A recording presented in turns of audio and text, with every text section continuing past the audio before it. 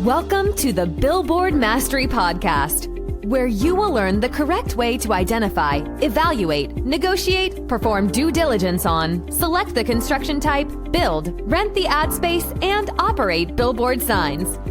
And now, here is your host, the guy that built from scratch the largest privately owned billboard company in Dallas-Fort Worth, Frank Rolfe.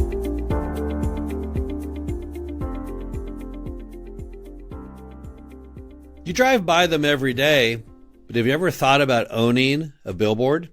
This is Frank Rolfe of the Outdoor Billboard Mastery Podcast Series.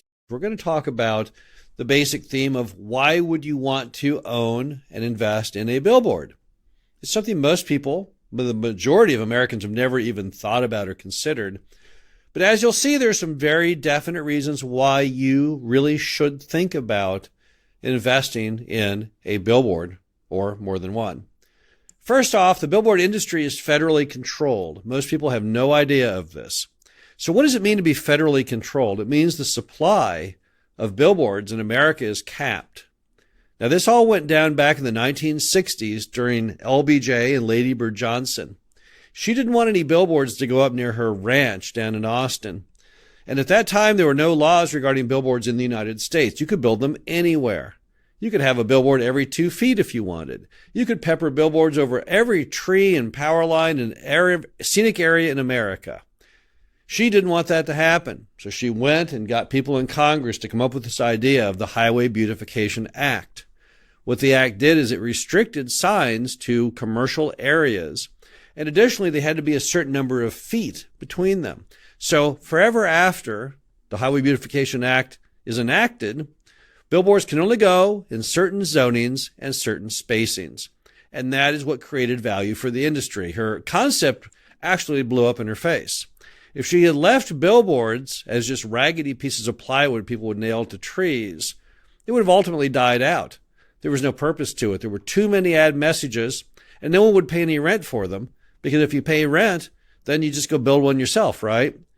But when they brought out the Highway Beautification Act and federal control, then what happened is ad rents soared. And as ad rents soared, the size of the billboards increased dramatically because now you could put capital into building them because the number of billboards was federally controlled. Now, the government over the years has federally controlled some industries and then unregulated them. That happened with aircraft. It happened with the trucking industry. And it's normally disaster. When they finally deregulate you, then you go from all that cushy comfort of regulations, which pretty much mandate profitability, and suddenly you have infinite supply and prices collapse and many people go bankrupt. They can't deregulate billboards. They'd love to, but they can't. They can't because billboards are something that people don't like that much aesthetically. There's a group called Scenic America, a very large lobby group that hates billboards with a passion, and therefore they won't allow them to be deregulated. It's been brought up many times and hasn't been discussed again now in several decades because they simply can't do it. So what you've got is an industry in billboards federally controlled. That means the supply is capped. And under supply demand, when you cap the supply, it's always great for people who own them, always great for people making money with them because with demand, it makes all the prices go up. The next reason you might want to own a billboard or two, incredibly high rates of return. Nothing else in the world of investments can match a good billboard. It's insane. Rates of return of 100%, 200%, 300%, 1,000% per year are not uncommon in the billboard industry. You can go out and build a wooden billboard along just any old farm to market road in America in a small town, and you can build those for $4,000, and you can rent those things for a couple grand a month, and you can be making 50% plus per year. And let's just compare that to all the other investments out there. That's 10 times as much as you'd make with an apartment complex. That's 20 times as much as you'd be making with a CD or a bond. So the rates of return are insanely high. That's one thing that really attracts people. That's what attracted me into the industry myself. I had never seen anything with rates of return as high as billboard signs. The next reason, very low capital required to enter the business.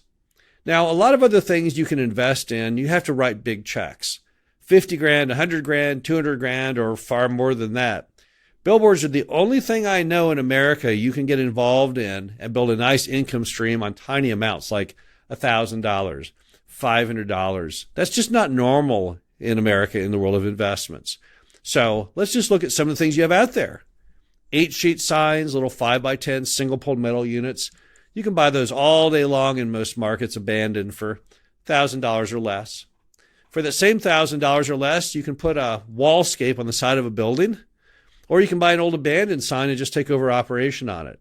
Even those wooden telephone pole signs along the highway out in the middle of nowhere, those things are only about $3,000 or $4,000. So basically, this is an industry for people who want to get in on the ground floor with very little down. This is the industry for you. Fourth reason is it's really easy to mesh billboards with your day job.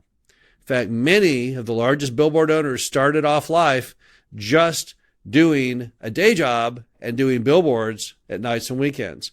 So why is that true? Why can you have a day job and without any impact to your day job, own and operate billboards? Well, here's why.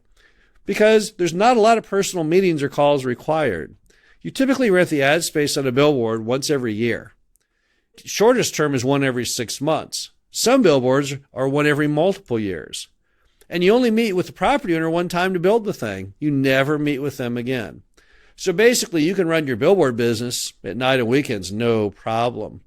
Even when it comes to trying to find new billboards to build or buy, you can do all that on a weekend. You can just set that aside, and every Saturday you'll go out, look for some billboards, have lunch, and return. So it's beautiful the way that you're able to take the industry and harness the basic lack of human interaction required.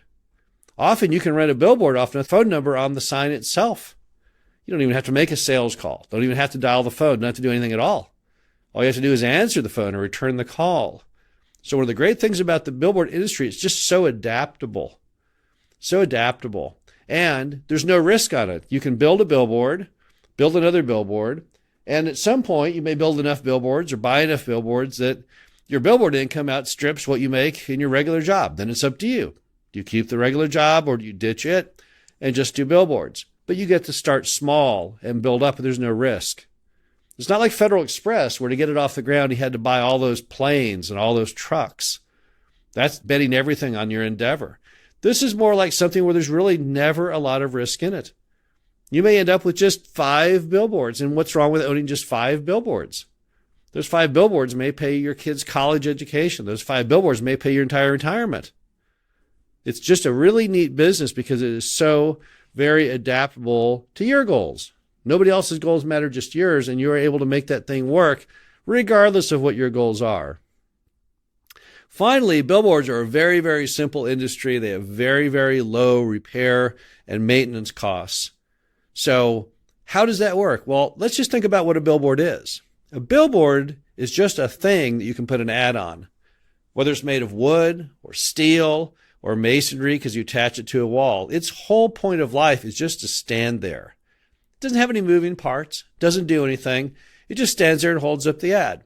So it's like having a gigantic salesman who gives his message tens of thousands of times a day. But you don't have to get involved in it. You don't have to do anything to make it happen. In fact, even on those giant single-pole billboards out there, there's only one moving part. That's the time clock. A little dial that turns the lights on unless it's digital. That's it. The only thing that can burn out. Of course, you have some light bulbs on there too if it's lighted. Those can occasionally burn out, but they typically last months and sometimes years. So it's not like you're out there all the time fixing that. So it's a very, very low management business. And let me give you an idea how low a management business it is. If you have a billboard and you have an ad lease where the customer rents that billboard once every year, you may, in an entire year, only drive out and check on that billboard a few times a year. Now, personally, I would recommend you do it at least quarterly, just to make sure there hasn't been any wind damage or other problem. But here's another way you can do it. You can just find the name of a business right next door to the billboard or across the street, and you can get their phone number, and you can call them periodically and just say, hey, can you look out your window and tell me if my sign is fine? It's real handy if you have a windstorm or something. That way you don't have to drive all the way out there. Have you ever heard of a less management-intensive business, though? Do you know any other business that you can actually have something which charges a monthly fee and you don't check on it ever, except just a few times a year. It's mind-boggling. I don't know of any other business like that. Sure isn't a restaurant, sure isn't a hotel, sure not an apartment complex, but billboards give you that flexibility, and that's fantastic. What that means is not only does it not take any time away from your regular life, it also, as you can see, that is the roadmap to getting bigger.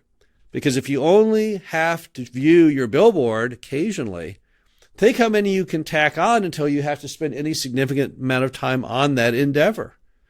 Not many. I know someone who's a car dealer.